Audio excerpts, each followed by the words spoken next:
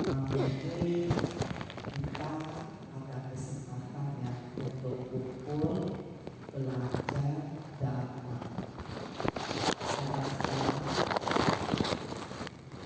setiap semester rasanya kita rutin gitu ya, ujian bakti. Kita lama ya bagi memang nggak boleh bosan. Jadi kita mau belajar apa sebenarnya sih ada tantangan yaitu karena bosan terus kita malas gitu ya. Nah tapi kan ada satu pertanyaan, apakah kita sebagai manusia tidak berbuat jahat itu cukup tidak berbuat jahat? Kira-kira ada yang bisa bantu jawab? Sebagai manusia kita tidak berbuat jahat, apakah cukup hanya tidak berbuat jahat? Tidak cukup ya. Apa yang kita kejar? Kebajikan. Kebajikan yang kita kejar itu kira-kira seperti apa?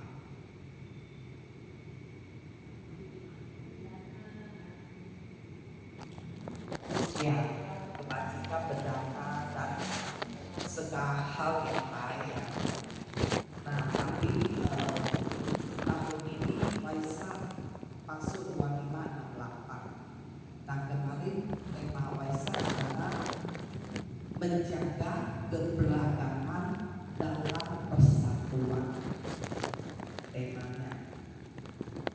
Nah, tapi nyatanya di dalam kehidupan kita sehari-hari kita pasti bertemu masih banyak yang beda agama, kemudian terjadi konflik ya, bisa juga dalam keluarga, sesama teman, itu bisa muncul beberapa konflik. Nah terus bagaimana kalau kita sudah menghadapi beberapa masalah konflik di lingkungan kita? Nah hari ini saya akan bawa satu topik yaitu Sanadya Dhammasutta. Nah di Sanadya Dhammasutta ini Sang Guru Agung kasih kita solusi. Ada 6 tahap, 6 poin yang kita praktekkan bila terjadi konflik sesamanya atau di dalam lingkungan. Nah, pada hakikatnya kita sebagai manusia kita ingin hidup bahagia, kita damai, sejahtera, setuju ya? Kita nggak mau menderita ya. Jadi sesama antara hubungan manusia dengan manusia itu gak ada konflik, maksud saya seperti itu. Nah, tapi terus gimana kalau udah terjadi? Nah, tentu ada tipsnya.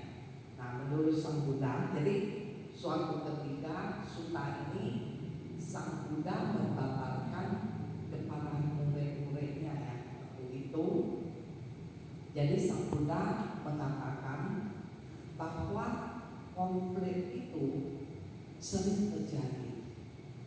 Ya, jadi jangankan kita sebagai berumah tangga, sesama biku aja kan juga karena mereka juga ada konflik, termasuk pada zaman Sang Buddha di dalam sangka juga ada tertentu mereka masih memegang melekat ya pada masa-masa lampau. Misalnya kita tahu pada zaman Sang Buddha kan di sangka itu termasuk banyak orang kaya kemudian kampung ke sangka.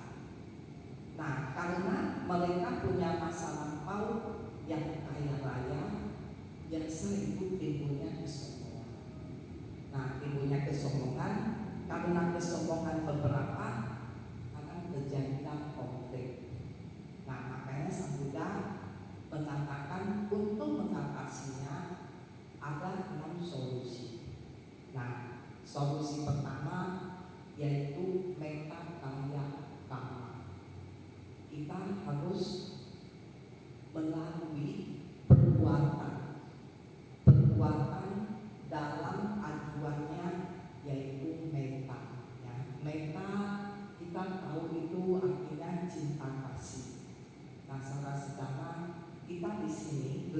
cinta kasih itu harus universal. Yang dimaksud di sini adalah cinta kasih universal.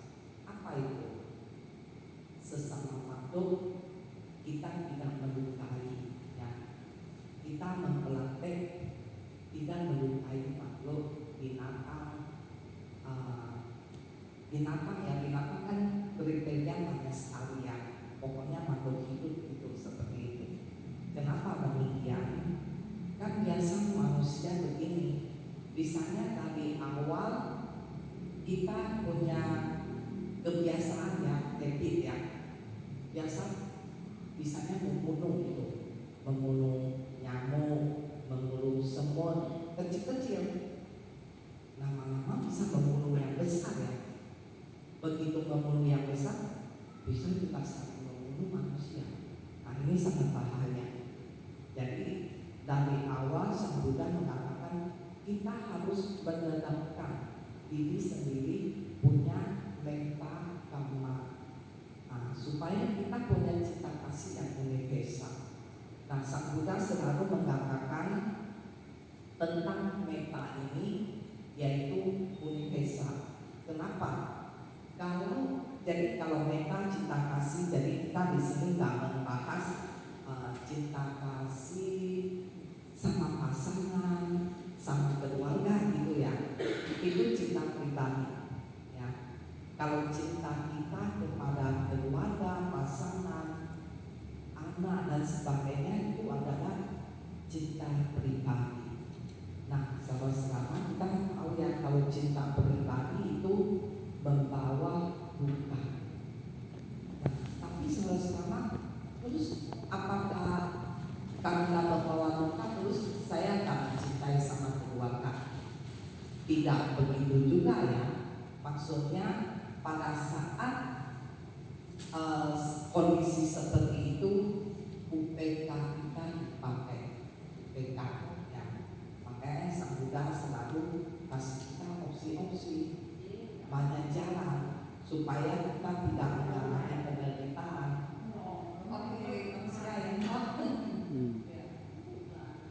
Nah, jadi Sang Buddha selalu bagaimana cara supaya kita bebas dari penderitaan ya. Jadi supaya kita bahagia. Nah, karena selama kehidupan ya kita masing-masing di sini misalnya berapa orang ya hari ini? Kita keluar ya, dan kita keluar ya.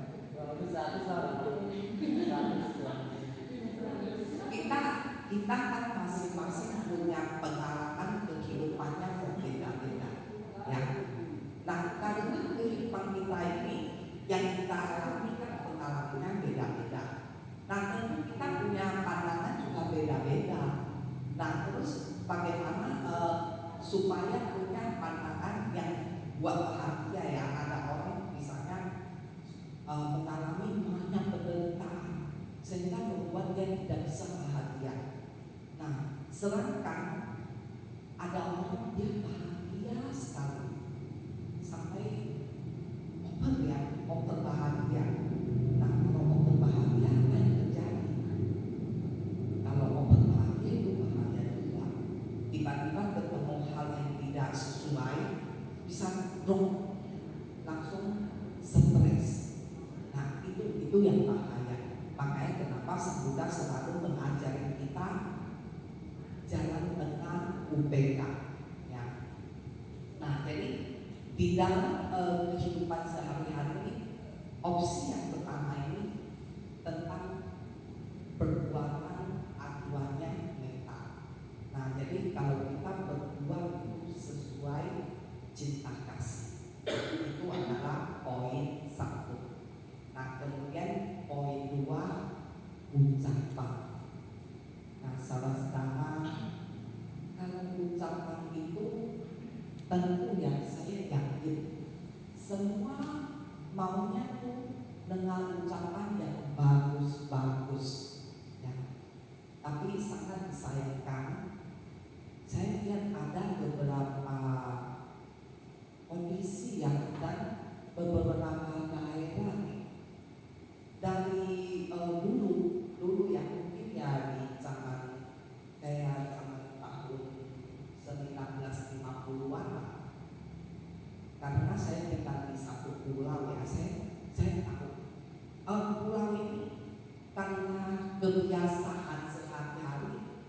mereka kayaknya mau mengucapkan ucapan yang baik tidak bisa, karena udah kebiasaan.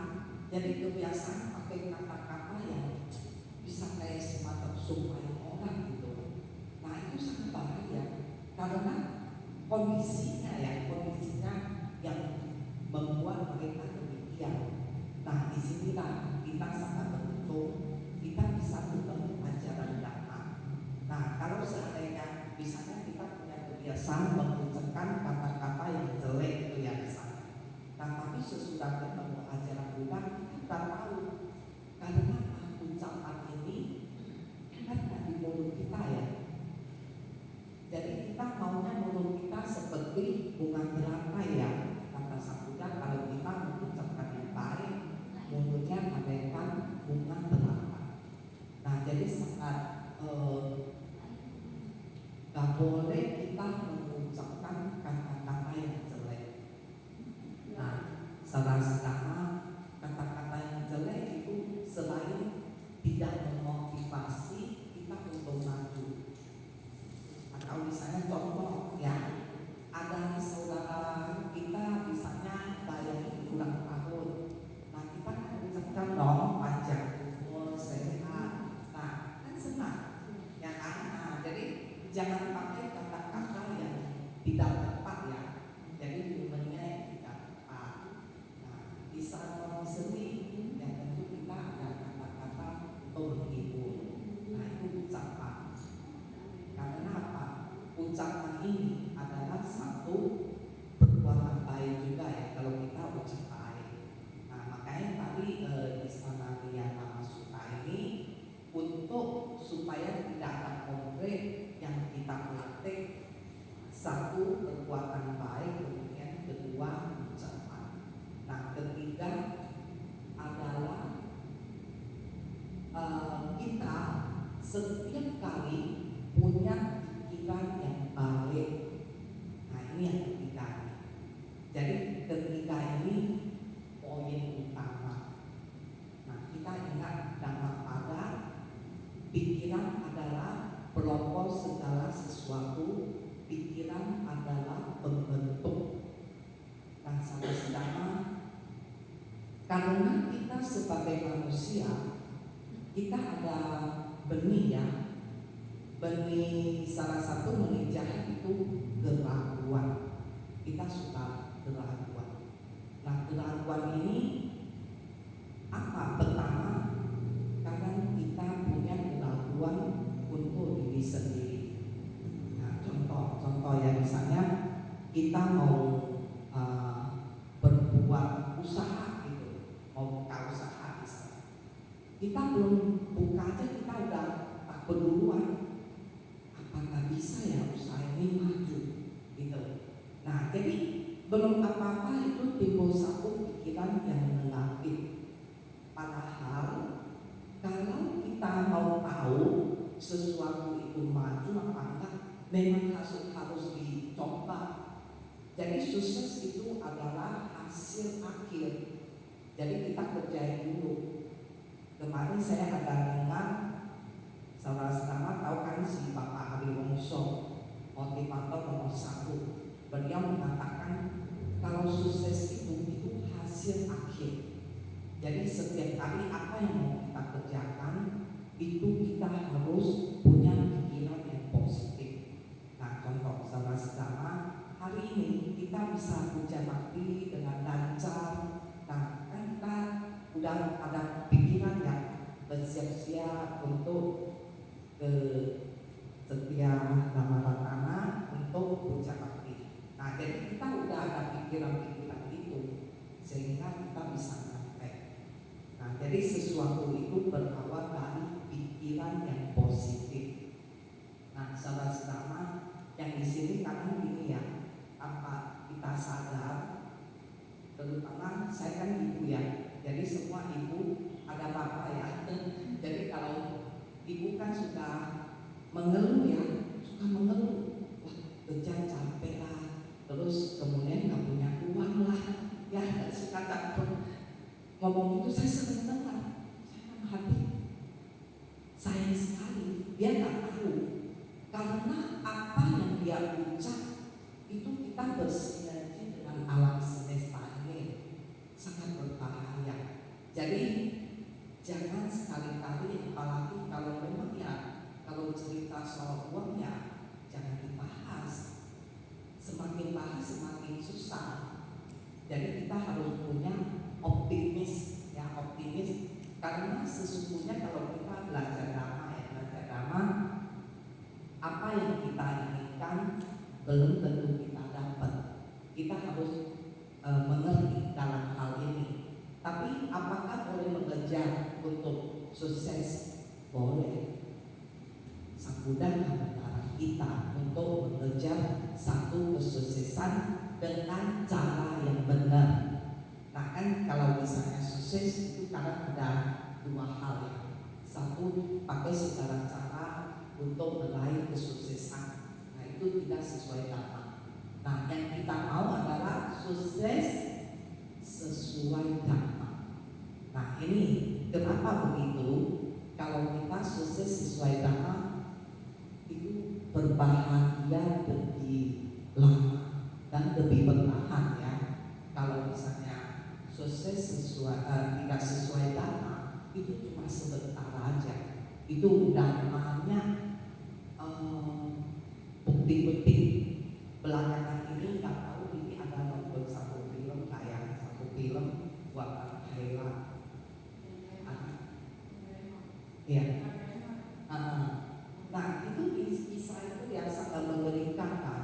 Misalnya orang tuh dia mengolah wihara tidak jujur, kemudian pakai untuk kepentingan pribadi, ujung-ujungnya malah hancur. Nah jadi ini benar-benar hukum karma. Makanya di sini untuk supaya kita lebih mendalami ya tentang manfaat jalan dhamma ini, kita harus yakin bahwa hukum karma itu 100%. Jadi bukan 90 tapi 100% tentang hukum karma. Nah dan selalu berpikir yang baik. Nah contoh berpikir yang baik, misalnya ya setiap saat ya di dalam kehidupan sehari-hari, bisa juga kita naik bus ketemu orang yang lebih tua, dia nggak dapat tempat duduk, kita kasih dia. Nah kita kan berpikir yang baik untuk orang lain. Nah setiap saat pun kita bisa berlatih sebenarnya. Atau misalnya kita memang sih sangat sulit ya. Jadi misalnya kita ke mall, wah ada tempat yang misalnya tempat itu untuk makan, tahu-tahu orangnya lama sekali, nggak mau maksudnya nggak bisa. Kalau misalnya kita kan biasa saja ini meja untuk silakan ramai sekali, kita cuma berdua udah kita mau. Nah itu juga berbuat baik tanpa kedua modal. Jadi setiap saat kita melatih bagaimana hati kita itu baik dulu. Karena apa? Itulah yang membawa kebahagiaan. Membawa kebahagiaan dengan hati yang baik, tidak ada benci, tidak ada dendam. Nah itu sesungguhnya sangat berbahagia. Nah jadi semua itu dari pikiran, ya. Jadi ketiga yaitu setiap saat kita harus berpikir yang baik. Nah kemudian keempat, berbagi sesama.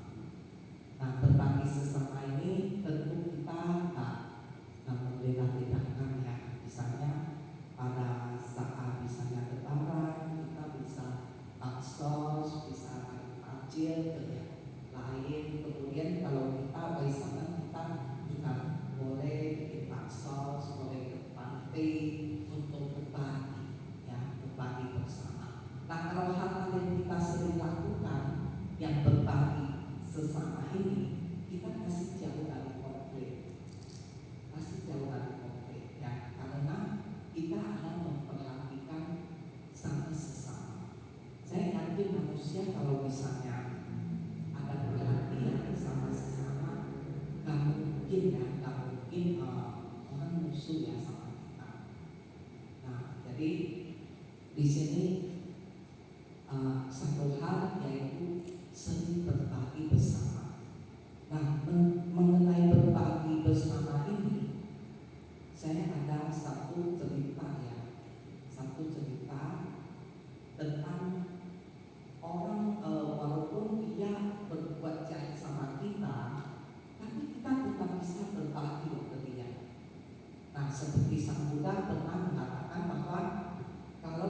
kebencian dibalas dengan kebencian itu tidak akan berakhir.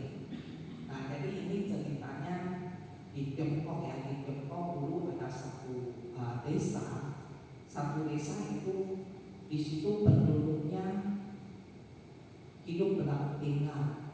Nah, hidup berdampingan masing-masing itu petani ya. Ceritanya petani semangka. Nah, jadi dia di situ di Tiongkok dulu itu dia punya dusun berdekatan, misalnya sebelah kiri ini sebidang tanah dusun A, kemudian sebidang tanah sebelah kanan dusun B. Jadi dia ada bagi kelompok masyarakatnya. Nah, jadi ceritanya yang sebelah kiri yang A ini orangnya penduduknya itu rajin sekali. Jadi waktu menanam semangka itu mereka tiap hari ada kasih pupuk, ada kasih siram. Jadi singkat cerita hasil panennya itu bagus sekali, semangkanya gede-gede. Nah, sebelahnya lagi yang nanam semangka juga, tapi orangnya malas. Ibarat kata beli tabur udah gak pernah lihat, gak pernah jaga, gak pernah siram. Akhirnya mereka punya gak ada hasil. Nah, terus apa yang terjadi? Ya sebab itu semangkanya bagus banget. Itulah hati mengia, dendam, ini hati kita. Nah, tahu-tahu malam rusak di kebun yang semangka yang udah mau panen ini, semangkanya dihancur-hancurin. Nah, begitu pagi yang dusun sebelah kiri ini yang semangka bagus, loh bisa sampai hancur begitu. Ya udah, akhirnya malamnya mereka sembunyi mau lihat maksudnya siapa yang rusakin kebun mereka gitu ya. Nah, malam-malam baru lihat ternyata dari sebelahnya itu yang hancurin. Nah, ada yang kesel kan, ada yang marah. Nah, kemudian ini ketua kampungnya sangat bijaksana. Dia bilang gini, kenapa sebelah itu bisa melakukan seperti itu ala kita?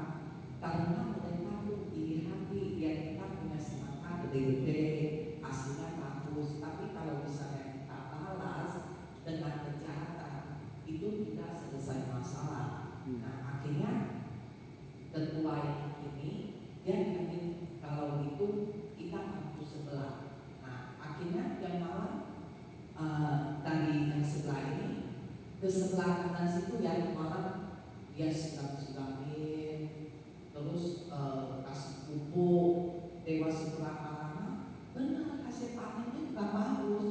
Nah, tetangga yang situ dia benar merasa heran, loh kok bisa ya? Nah, akhirnya mereka juga ngintip seperti yang mereka baru mereka dia sebelah situ siramin kebun mereka. Nah, akhirnya sadar. Nah, jadi mereka akhirnya jadi baik. Nah, ini adalah satu cerita yang maksudnya menginspirasi orang udah jelas nanti kan kita nggak balas aja, tetap selesai masalah. Tapi kalau manusia biasa mungkin agak sulit, tapi kita berusaha. Ya, namanya kan kita udah ketemu ajaran udah, kita kan nggak mau menderita lagi kan. Nanti kalau misalnya kebencian balas kebencian kan jadi penderitaan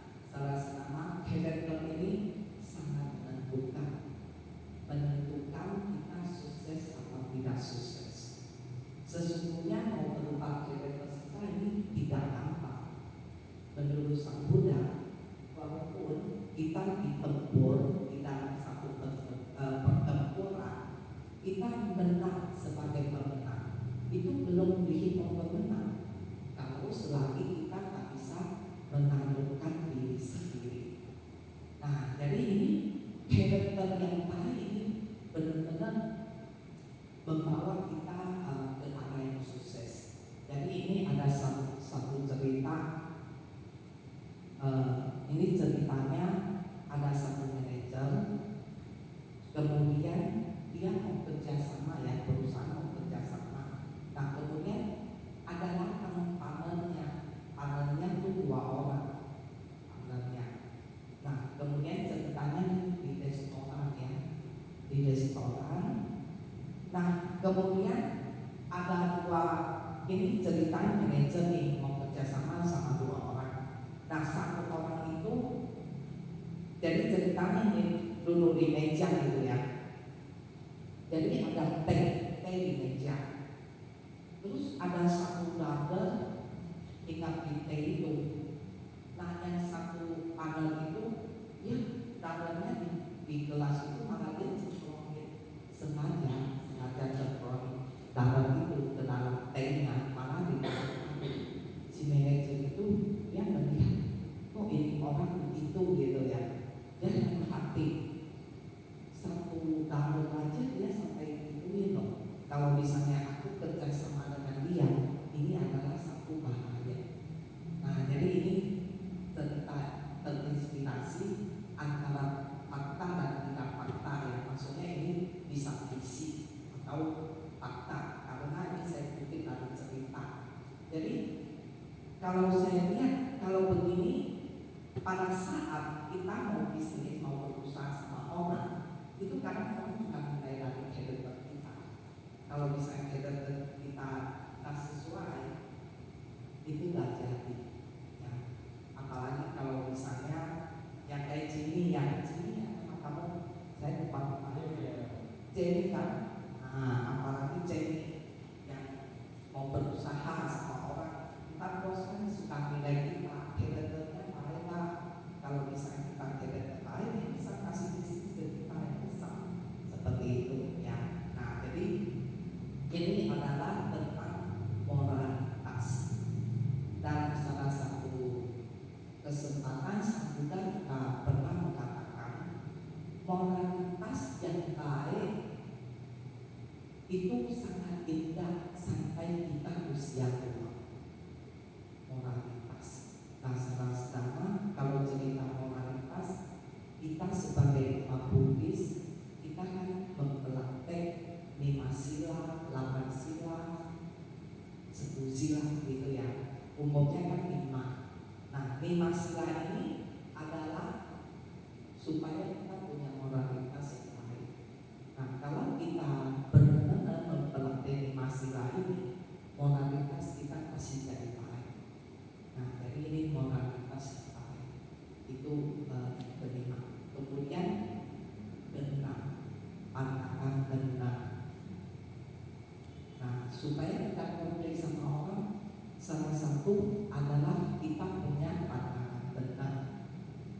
Nah sesudah tahu pandangan salah itu sesuatu hal yang tidak logika dan sesuatu hal yang sangat berbahaya. Contoh ya, di India dulu, ya, tapi gak berlaku semua India sih. Ada daerah-daerah tertentu dulu kan kalau misalnya suaminya meninggal, waktu kremasi istrinya harus ikut loncat ke dalam, ikut kremasi juga. Nah itu katanya sih budaya seperti itu. Nah itu kan pandangan salah. Kita nggak tahu kenapa dia bisa punya pemikiran seperti itu ya. Nah sebetulnya kan kalau misalnya suaminya meninggal, kalau ada anak masih kecil kan kasihan ya, anaknya nggak ada yang jaga kalau ibunya itu meninggal. Tapi ya bersyukur ya sekarang pemerintah pun udah nggak ada itu ceritanya zaman dulu. Nah terus di Indonesia ada juga loh. Nah, saya nggak bahas suku apa lah. Dia punya pandangan dan anehnya kalau misalnya ada saudara dia meninggal,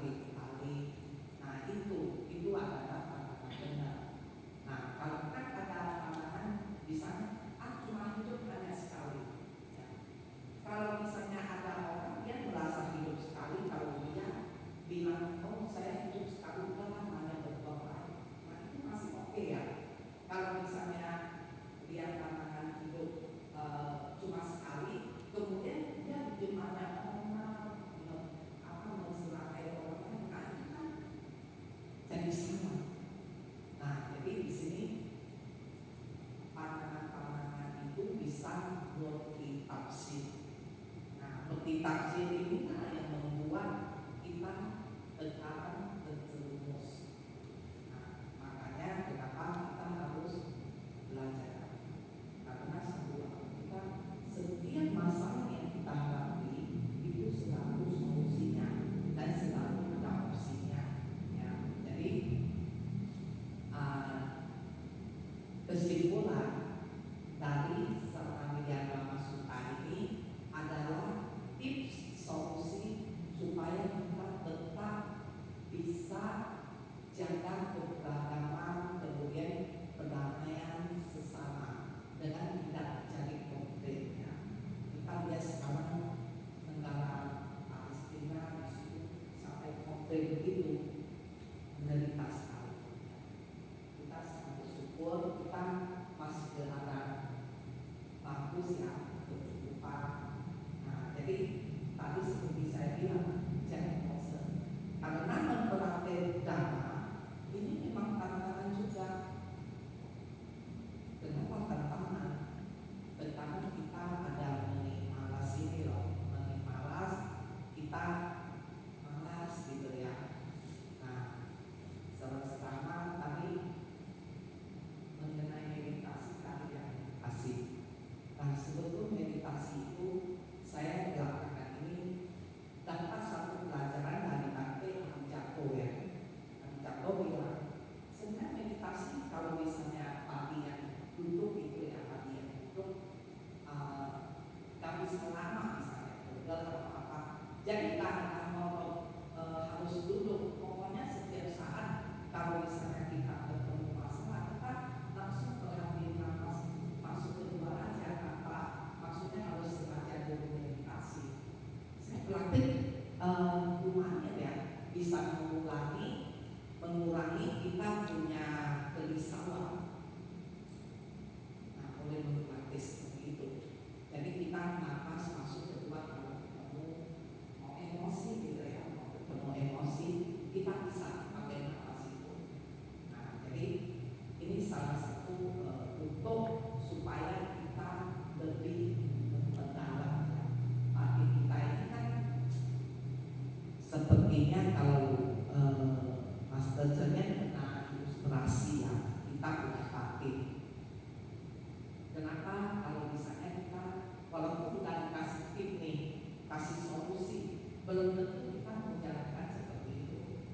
Ya, setuju ya. Karena batin kita ibarat kata sebidang tanah. Jadi kan kita misalnya sebidang tanah kita tabulin benihnya, benih misalnya padi. Nah, waktu padi itu tumbuh bersama waktu ada rumput-rumput kecil, itu ilustrasinya ya. Mungkin padi yang suka menanam baru mengerti kali. Ya, kalau menanam baru mengerti apa. Begitu padi tumbuh juga ada rumput lain. Dan rumput lain itu adalah kotoran batin yang disebut kotoran batin, makanya harus dicampur bersih. Itu ilustrasi batin kita. Nah, kalau misalnya gampang yang kayak kita tinggal satu rumah gitu, rumah itu tiap hari harus disapu. Walaupun disapu tiap hari kita sapu tetap kotor ya. Nah, itu ilustrasi batin kita. Batin kita itu kalau nggak kita jaga, nggak kita bersihin, ya itu akan seperti itu. Nah, jadi saudara-saudara sebetulnya balik lagi inti semua memang di pola pikir. Nah, kenapa? Kalau misalnya Sang Buddha mengatakan bahwa salah satu kan kita kan kalau misalnya mau pelajari ajaran Buddha yaitu sila, dhamma, samadhi, ya kan? Kita kan jalankan sila, dhamma, samadhi. Nah, samadhi ini sangat membantu kita, tapi samadhi ini kita nggak bisa konsisten untuk mempraktekkan karena terkadang kita sibuk, ya kan? Kita lupa gitu. Nah, jadi samadhi ini sebegitu penting supaya bisa kita udah sering sila, tapi kalau kita nggak samadhi itu kurang. Nanti misalnya ya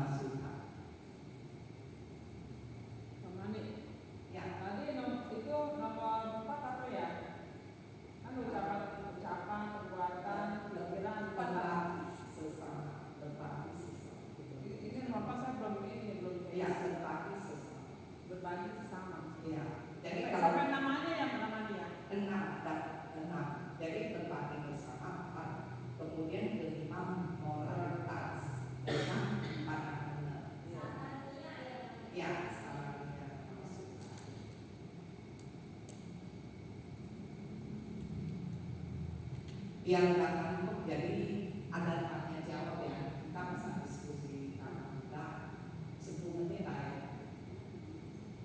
Saya dan Ya, kan tadi Ramani bilang kita harus praktekin. Kan kadang-kadang kita namanya rumah tangga kadang-kadang kan suka ada aja tuh godaan lah, kalau orang bilang cobaan lah. Kadang-kadang ada pancingan gitu loh. Ngomong kadang-kadang kita di luar kendali, kadang suka emosi. Kita kan udah sabar nih, udah lebih lama. Tapi kadang-kadang suka remnya blong, misalkan lepasan ngomong gitu. Biar banget gitu ya. Kita kan jadi kalau begini kita pakai pengertian. Pakai pengertian ya. Jadi kalau kita selalu mau mengerti orang lain, saya yakin itu tidak pernah ada kemudian juga. Yang enggak misalnya contoh lah, contoh tanpa sebab kita diserang terus loh. Gak tahu kenapa. Ada aja begitu. Terus saya pikir lagi, apakah karena dia nggak ngerti, terus dia tidak tahu hal ini sehingga dia serang kita. Nah, jadi kan kita pakai pengertian. Jadi jangan selalu diposisikan kita sendiri ya. Gitu. nah sekarang kita udah masuk ini, dia nggak ngerti, capek kitanya, dia bakal ngerti, kita mengerti, pasti kita diem aja, tahu apa kita emosi, gitu. Sebenarnya di dunia kalau saya merasa itu sesama ya, sebenarnya harus tahu karakter masing-masing ya. Sama karakter masing-masing pasti akur deh. Masih akur. Jadi kita yang penting intinya sabar ya orang dia, sabar. Apalagi kita sesama kayak kita itu jadi ya siapa kayak gitu kan, kadang-kadang di luar nih, kita keluar rumah nih, di luar rumah lah gitu ya. Kadang-kadang kan ada aja kan namanya masalah itu udah di dalam aja, di luar juga bisa jadi masalah. Contoh kita lagi naik motor, tiba-tiba kita senggol jatuh, orangnya pergi, itu kan namanya masalah juga kan. Kan kadang-kadang kurang ajar kita jatuh, kita lagi udah mikir, kan kadang kesel juga ya Ramani. nah itu kata-kata ucapan itu kan kita belajar walaupun saya suka itu deh. Kalau misalnya kita tahu ya gimana sih dasar apa yang kita ucap itu akan terjadi, jadi bahaya sekali. Benar-benar.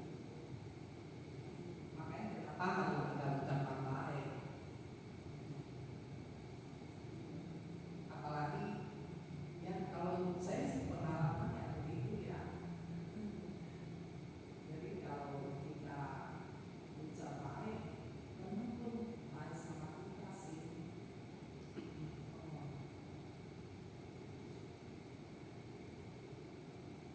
Kan yang lain nanya kan saya bertanya. Doanya nyerah. Kok nanya. Aduh. Telat saya, mama. Tenang, kalau saya kan dapat emik gede panjang. Iya.